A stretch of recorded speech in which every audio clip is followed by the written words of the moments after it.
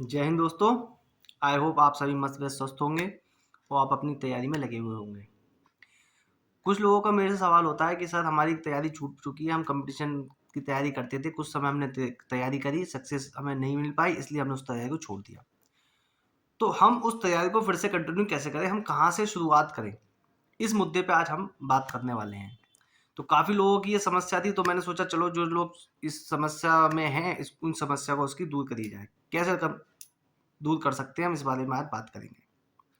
अब आप तैयार समस्या है आपके पास, यानी कि आप कंपटीशन तैयारी करते थे या 3 महीने करी, 6 महीने करी, साल भर करी, आपको सक्सेस नहीं मिली, यानी कि इसका मतलब है कि आपने तैयारी करी और आपके पास नोट्स हैं, बस आपको समझ नहीं आ रहा कि शुरुआत फिर से हमें कहाँ से करनी है। ठीक है, अब समझ में नहीं आता, जैसे ही होता है ना, किसी नदी में हम लोग जा रहे होते हैं, बीच मझधार में हमारी नाव फंस जाए, तो हम अब इस छोर पे जाएं या उस छोर पे जाएं, तो वो शुरुआत हमें समझ में नहीं आती कि किधर से स्टार्ट करें हम।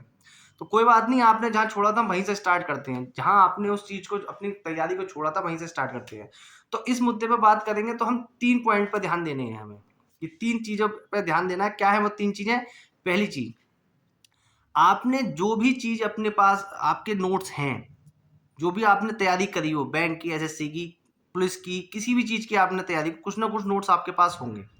हर बंदा जो होता है एक स्पेसिफिक कंपटीशन की तैयारी करता है, उसी के वो नोट्स को उन्हें पढ़ना है। ठीक, चाहे वो यूपी टेट के लिए हो, सुपर टेट के लिए हो, ठीक है, दिल्ली पुलिस के लिए हो, सीआईएसएफ के लिए हो, पीसीएस के लिए हो, किसके लिए, किसी के लिए भी हो। ठीक है ना, तो आपके पास एक नोट्स होंगे, आपके पास चाहे वो कितने भी नोट्स हो, उन नोट्स को आपको 7 दिन के अंदर अंदर उन्हें पढ़ लेना है। आपको पता चल जाएगा उसका सिलेबस वगैरह, उसका जो हमारा रिवीजन था, कौन सी चीज़ कहाँ पे लिखी हुई है, क्या है, वो सब आपको पता चल जाएगा। तो 7 दिन के अंदर अंदर आपको वो सारी चीज़ें पढ़नी है। 7 दिन के अंदर।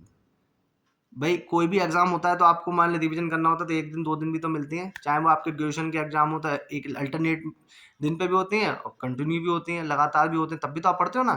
तो 7 दिन के अंदर अंदर वो आपको कंपटीशन के सारे नोट्स आपको पढ़ लेने हैं। दूसरा काम ये करना है आपको कि आपको एक प्रैक्टिस सेट लेना है, जिस भी कंपटीशन की आप तैयारी कर रहे हैं। ठीक है, तो उसका प्रैक्टिस सेट लेके आपको कम से कम 10 सेट उसके लगा लेने हैं। बात समझ में आई? 10 सेट आपको लगा लेने हैं। उन 10 सेट को लगाने के बाद आपको ये देखना है कि हमारी सबसे ज्यादा गलतियां कहाँ थी, सबसे कम गलतियां कहाँ हैं। उन प्रैक्टिस सेट्स का आपको एनालिसिस करना है। ठीक है ना, एनालिसिस करना है कि हम सबसे ज्यादा अच्छे किस सब्जेक्ट में हैं और सबसे कमजोर किस सब्जेक्ट में है। फिर उसके बाद तीसरे पॉइंट पे आते हैं कि जो चीज, जिस सब्जेक्ट्स में हमारी कमियां हैं, उन कमियों को हमें दूर करना है। ठीक, वो दूर कैसे करेंगे? ये नहीं कि आप मार्केट गए कि उस सब्जेक्ट की बुक्स उठा के ले आए, उन्हें पढ़ना चालू कर दिया, नहीं। आपको उस सब्जेक्ट के सिलेबस को निकालकर सीक्वेंस में उसके नोट्स खुद से बनाने हैं। अब ये बहुत बड़ा मैंने काम आपको नहीं बताया। आपको कोई भी नोट्स वगैरह बनाने के लिए या किसी भी चीज का पढ़ने के लिए, एग्जाम देने के लिए आपको एक दिन नहीं मिलता, एक हफ्ता नहीं मिलता, एक महीना नहीं मिलता। अगर कोई भी एग्जाम का नोटिफिकेशन आता है तो आप ये समझिए कि नोटिफिकेशन आने से लेके एग्जाम होने तक कम से कम आपको 3 महीने मिलेंगे, 90 दिन मिलेंगे आपके लिए। 90 दिन का मतलब है, अगर आप डेली 3 से 4 घंटे पढ़ रहे हैं तो आप खुद एक आइडिया लगा लीजिए कि 3-4 घंटे पढ़ के आप कितना अचीव करने वाले हैं। आपको शुरुआत, आपको जीरो से नहीं करनी है, आपने जहाँ छोड़ा था वहीं से उसे शुरुआत करनी है। तो आप ये समझिए कि आप इन 3-4 घंटे को पढ़कर अपने आगे बढ़ सकते हैं। जैसे कुछ लड़कियां होती हैं, उनकी अर्ली एज में शादी हो जाती है, लड़के होते हैं वो अपने घर की जिम्मेदारी निभाने में कि भाई फाइनेंशियल प्रॉब्लम है हम लोगों के लिए, तो वो बेचारे पैसे अपनी तैयारी छोड़ देते हैं। तो आप ये ना सोचें कि हमारी तैयारी जो है हमारी छूट चुकी है, तो उस छूटी हुई तैयारी को हमें कहाँ से शुरू करना है, कब से शुरू करना है, ये नहीं सोचना है। आज से ही, अभी से आपको ये शुरुआत करनी है।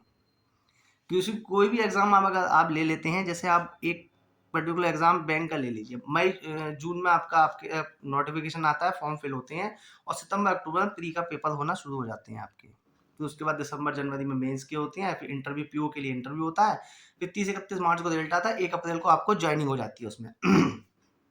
तो अगर मैं मानूं कि अगर मई जून में फॉर्म निकल नोटिफिकेशन आता है तो आपका सितंबर अक्टूबर का महीना है, तो 3 महीने कम से कम आपको मिलते हैं।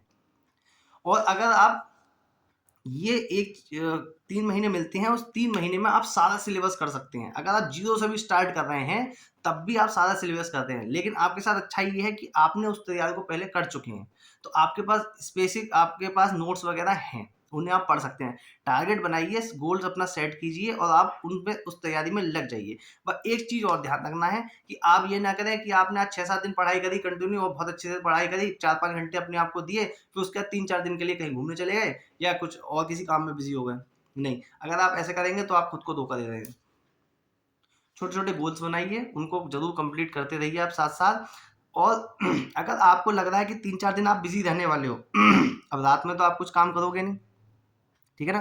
तो रात में अपने लिए चाहे 1 घंटा, 1.5 घंटा, 2 घंटा निकालो, रात के टाइम में उस बिज़ी शेड्यूल में भी अपने आप के लिए टाइम निकालिए।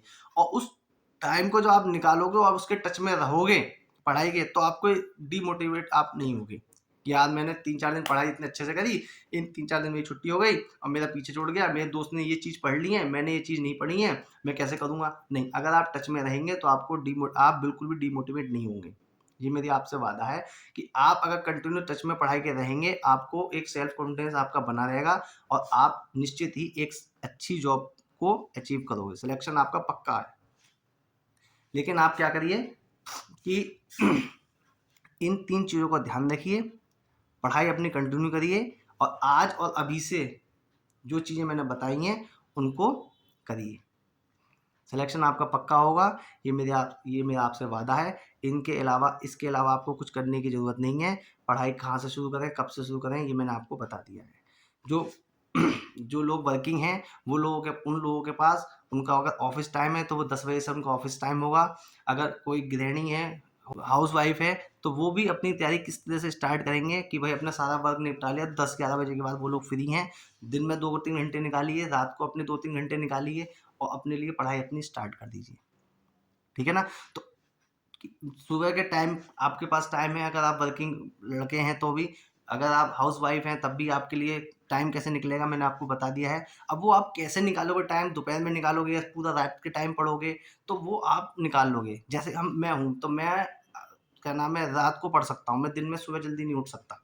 तो मैं अगर रात को 1 या 2 बजे तक पढ़ रहा हूँ, तो सुबह मुझे अगर 7 बजे भी काम है तो मैं 6 बजे उठ जाऊँगा। ऐसी आपका है कि अगर आपको 10 बजे है, 10 बजे का ऑफिस है अगर आपका, आप प्राइवेट जॉब करते हैं, किसी किसी कहीं और जॉब करते हैं आप, तो आप क्या कर सकते हो, आप रात को 1-2 बजे तक पढ़ सकते हो और सुबह अगर 10 बजे का ऑफिस है तो 8 बजे आप निश्चित ही उठ जाओगे। आप स्टूडेंट लाइफ में 6-7 घंटे सोने के लिए बहुत होते हैं।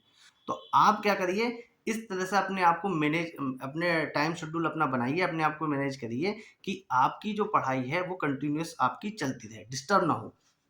ठीक है ना? तो मैं इन्हीं बातों से अपनी बात खत्म करता हूँ। आज के लिए इतना ही। जय हिंद।